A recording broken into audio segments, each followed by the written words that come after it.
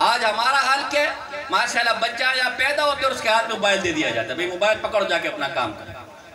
پھر مولوی کے پاس آکے لے کر تعویذ لینے کے لیے آتے ہیں کہ جی مولوی صاحب ہمارا بچہ بگڑ گیا تعویذ دے دے۔ اور افسوس یہ ہے کہ چاہے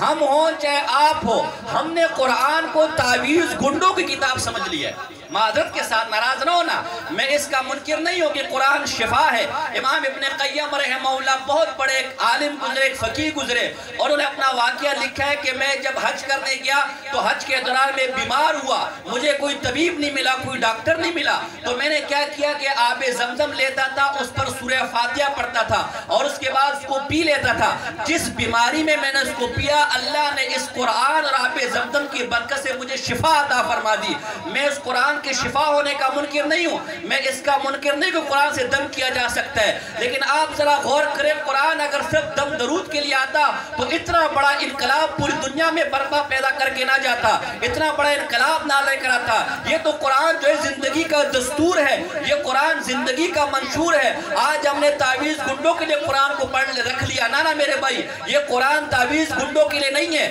یہ قرآن زندگی سنوارنے کے لیے، یہ قرآن ملک کو ترقی دینے کے لیے، یہ قرآن تجھے بتائے گا کہ تجھے ماں باپ کے حقوق دیکھنے تو قرآن کو اندر پڑھ، یہ قرآن تجھے بتائے گا تجھے پڑوسی کے حقوق دیکھنے تو قرآن پڑھ، یہ قرآن تجھے بتائے گا والدین کے حقوق دیکھنے تو قرآن پڑھ، یہ قرآن تجھے بتائے گا سیاست کیسی کرنی ہے تو قرآن پڑھ، یہ قرآن تجھے بتائے گا معیشت کیسی چلانی ہے تو قرآن پڑھ۔ اس قرآن کے اندر ماضی کے قصے ہیں، اس قرآن کے اندر حال کے واقعات ہیں، آدم علیہ السلام سے لے کر نوح علیہ السلام، نوح علیہ السلام سے لے کر ابراہیم علیہ السلام، ابراہیم علیہ السلام سے لے کر موسیٰ علیہ السلام، موسیٰ علیہ السلام سے لے کر عیسیٰ علیہ السلام، اور عیسیٰ علیہ السلام سے لے کر محمد مصطفیٰ صلی اللہ علیہ وسلم کے تذکرے پڑھنے تو قرآن کو پڑھ، پڑوسی کے حقوق پڑھنے ہیں تو قرآن کو پڑھ، والدین کے حقوق پڑھنے ہیں تو قرآن کو پڑھ، ماں باپ کے حقوق پڑھنے ہیں تو قرآن کو پڑھ، اولاد کے حقوق دیکھنے ہیں تو قرآن کو پڑھ، سیاست کیسی کرنی ہے قرآن کو پڑھ، معیشت کیسی چلانی ہے